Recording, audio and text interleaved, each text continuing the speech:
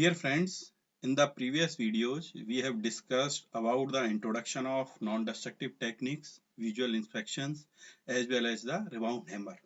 Now, in this video, we will discuss about the next method or next non-destructive technique, that is the ultrasonic pulse velocity test. Myself, Dr. Trilok Gupta.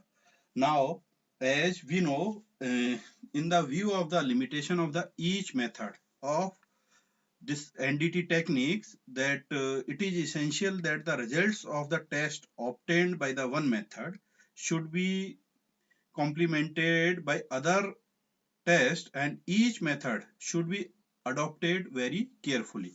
So simultaneously with the rebound hammer, we can use the ultrasonic pulse velocity method, because these two methods are very simple and very useful to predict the condition, quality and strength of the concrete.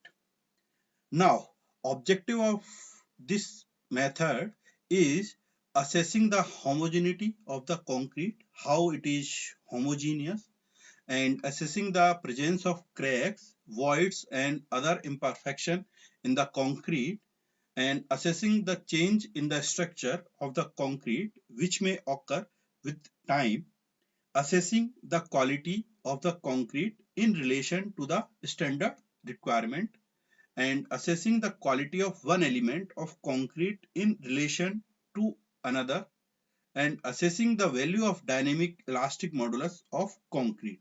So by using this technique, we can fulfill or we can achieve these objectives. So now, equipment. Basically, the this ultrasonic pulse is generated by an electroacoustic transducer. When the pulse is introduced into the concrete from a transducer, it undergoes multiple reflection at the boundaries of the different material phases within the concrete. A complex system of stress wave is developed, which includes longitudinal, shear and surface waves. The receiving transducer detects the onset of the longitudinal waves, which is the fastest. Because the velocity of the pulses is almost independent of the geometry of the material through which they pass and depends only on its elastic properties, pulse velocity method is a convenient technique for investigating structural concrete. The underlying principle of the assessing the quality of concrete is that comparatively higher velocity are obtained when the quality of concrete in terms of density, homogeneity and uniformity is good. In case of poorer quality, lower velocity are obtained if there is crack, void or flow inside the concrete, which comes in the way of transmission of the pulse. The pulse strength is annotated and it passes around the discontinuity, thereby making the path length longer, and consequently lower velocity are obtained.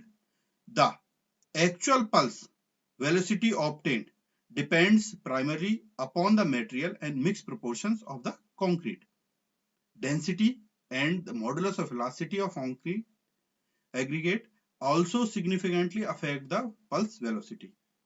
In the figure, you can observe for the any equipment of the ultrasonic pulse velocity, there should be electrical pulse generator, transducer, one pair. So we can observe these two transducer. One is the uh, receiver and another is the transducer, and amplifier. This is the amplifier and electronic timing device. So these are the electronic timing device. So transducer of any suitable type of which can operate with the frequency range of the 20 kilohertz to 150 kilohertz. Generally 50 to 60 kilohertz are acceptable for the all type of material. But in case of the concrete, we generally used 54 kilohertz of the transducer, so that we can achieve the or we can get the good results. Now, electronic timing device, it should be capable to measuring the time interval elapsing between the onset of a pulse generated at the transmitting transducer and the onset of its arrival at the receiving transducer. Two forms of the electronic timing apparatus are possible, one on which uses a cathode rays tube on which leading edge of the pulse is displayed in relation to the suitable time scale, and other use an interval time with a direct reading digital display. If both are forms of the timing apparatus are available, then interpretation of results become more reliable. And this, how we can assess the performance of this assembly or this apparatus, because this apparatus should be measuring the transit time to an accuracy of the plus minus 1% over a range of 20 microsecond to 10 milliseconds. And for this, it is necessary to check the overall performance by making measurement on the two standard references specimen in which the pulse transit time are known accurately. So in two reference specimens, generally we take the steel bars and should have pulse transit time of about 20 microseconds to 100 microseconds respectively. And this should be supplied by the supplier and with the accuracy of equipment plus minus 0.2 microseconds.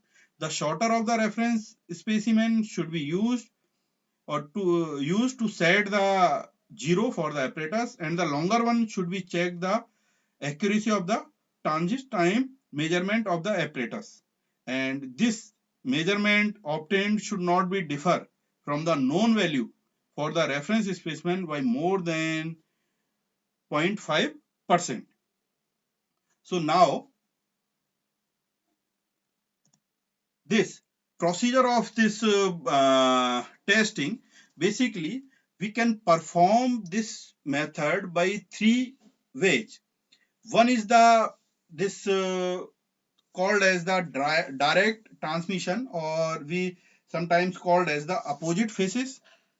And next one is the this shows the semi direct transmission, and sometimes called as the adjacent phases. And next one is the indirect or surface transmission, in which transducer and this receiver are placed on the same surface, and that's why that is called as the same phase or indirect or surface transmission. Basically, where possible, the direct transmission arrangement should be used, since transfer of the energy between transducer is at maximum and the accuracy of velocity determination is therefore governed principally by the accuracy of the path length measurement. The couplant used, these are the couplant used should be spread as thinly as possible to avoid any end effect resulting from the different velocity in the couplant and concrete. In the case of the semi-direct transmission arrangement, has a sensitive intermediate between the other two arrangements. Basically, this direct transmission is the more accurate, and this is the least. Indirect is the least accurate, and this semi-direct gives the results in between the direct and indirect. So it is generally found to be sufficiently accurate to take this as distance measured from the center to center of this. We have to find out this path length, that is the center to center of the this transducers, and this arrangement is otherwise similar to the direct transmission. And in the next one, that is the indirect or surface transmission, basically it should be used when only one face of concrete is accessible. In the case of the slab, it is not possible to perform the direct or semi-direct transmission. So in the case of the slab, we generally use the indirect or surface transmission, because when the depth of surface crack is to be determined, or when the quality of surface concrete relatively to overall qualities of interest, then we generally take this test. It is the least sensitive of the arrangement and for the given path length, and it produces at the receiving transducer a signal which has an amplitude of only about 2 to 3% of that produced in the direct transmission. And further, this arrangement gives pulse velocity measurement which are usually influenced by the concrete near the surface. So that's why this region is often the different composition from that of the concrete within the body of a unit, and the test results may be unrepresentative of that concrete. So the indirect velocity is invariably lower than the direct velocity on the same concrete element, and this difference may vary from range from 5% to 20% depending upon largely on the quality of the concrete under this test. Now, interpretation of results. How we can calculate the velocity? Basically, we know the path length, that is the distance between the two transducers, and we generally, this is the transit time, TRANSIT, transit time. So basically, we calculate the transit time by using that apparatus, and we divide L upon this path length upon the transit time, that give the velocity. And based on the velocity, we can assess the quality of the concrete, how much quality of our concrete is there. So if suppose our velocity, pulse velocity is more than 4.5 kilometer per second, then we can categorize it as excellent. This is based on the reference IS 13311 part 1. And if it is in between 3.2 to 4.5, then we can categorize it as in the good range. And but if it is in between the 3 to 3.5 kilometer per second, then it will be the medium. But if it is less than 3, then definitely our quality of concrete is the doubtful. So by using this formulation, we can categorize or interpret our results. If suppose our this velocity is less than 3, so concrete is doubtful and we cannot reject directly. So it means we have to carry out some other test so that we can assess the quality of concrete. Now, by using this formula, that is the E, where E is the dynamic Young's modulus of elasticity in Newton per mm square, we can find out rho is the density in kg per meter cube, and this mu is the Poisson's ratio, and V is the velocity which we have calculated by using this method. So we can find out the dynamic Young's modulus, which is very useful property to relate with the impact and other dynamic test. Now, by using this method, we can detect the defects of our concrete, basically.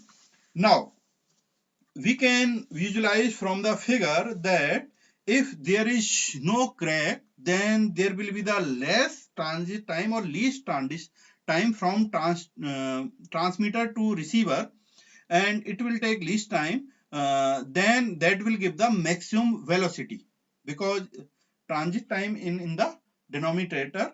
And if there is, let's say, any obstacle, then transit time will be the more and it will give the less velocity. Suppose it is passing through a crack, nearby crack, so it will give the again more transit time, that definitely it will give the less velocity. But if suppose there are the crack width is much more, then it will not reach up to the receiver and it will again reflect to the transmitter. So that definitely shows that there is any crack is present, wider crack or having more width of crack is present in the concrete. So by using this interpretation, no doubt there should be an experienced person to be present so that we can observe the actual values of the test. Now, influence of the test conditions. Basically, there may be the majorly five influences. First is the influence of surface condition and moisture content of the concrete. Smoothness of the concrete contact surface under the test affects the measurement of the UPV. For most concrete surface, the finish is usually sufficient smooth to ensure good acoustical contact by the use of a coupling medium and by pressing the transducer against the concrete surface. When the concrete surface is rough and uneven, it is necessary to smoothen the surface to make the pulse velocity measurement possible. In general, pulse velocity through concrete increases with the increased moisture content of concrete. This influence in more for low strength concrete than high strength concrete.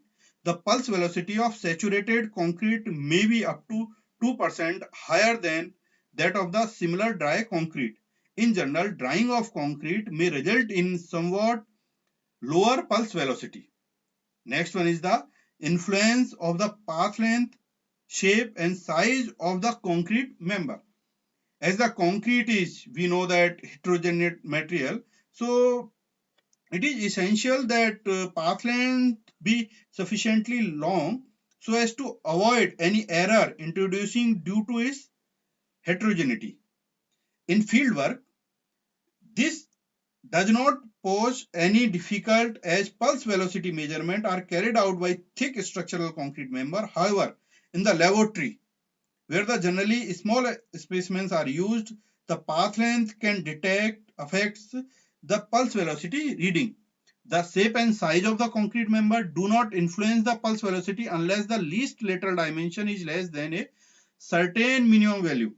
And for example, if the lateral this dimension is about 80 mm and our transducer frequency of transducer is approximately 50, so this basically affects our results. Now, influence of temperature of concrete, and when our this temperature range is in between 5 degree to 30 degree centigrade, so that does not affects the pulse velocity reading. But if it is more than 30 degree and up to 60 degree, then there will be the reduction in the pulse velocity, and up to it may be up to the 5%. And if it is less than 5 degree or nearby the freezing point, then this results is increased around 7.5%. Now next is the influence of stress. When the concrete is subjected to the load which is abnormally high for quality of the concrete, the pulse velocity may be reduced due to the development of the micro cracks, because at the time of loading or stresses, what will happen, there will be some deformation, and due to that deformation, what will happen, there will be the micro cracks, and this will influence in the likely to be greatest when the pulse path is normal to the predominant direction of the plane of such microcracks. And this occurs when the pulse path is perpendicular to direction of the uniaxial compressive stresses. So next is the effect of reinforcing bar. The pulse velocity measurement in the reinforcement concrete is vicinity of the reinforcement bar is usually higher than in plain concrete of the same composition. This is because the pulse velocity in steel is around 1.2 to 1.9 times the velocity in plain concrete. And under certain conditions, the first velocity to arrive at the receiving transducer travel partially in concrete and partially in steel. So this apparent is increase in pulse velocity depends upon the proximity of the measurement of the reinforcement bar and diameter and number of bars and their orientation with respect to the path of propagation. So these are the factors that generally influence our test results. Now, by using this technique, we with the help of another technique, we can reach any conclusion. And by this uh, technique, we can use this reference, and I have used this reference IS 13311 part 1, that is the non-destructive testing of the concrete, and method of test, that is for the part 1 ultrasonic pulse velocity. So dear friends, so this is all about the ultrasonic pulse velocity method. Now in the next video we will learn something about the other techniques of the non-destructive. Thank you. And if you have any doubt, then you can ask me through chatting or in your comment box. You can ask me. Thank you all.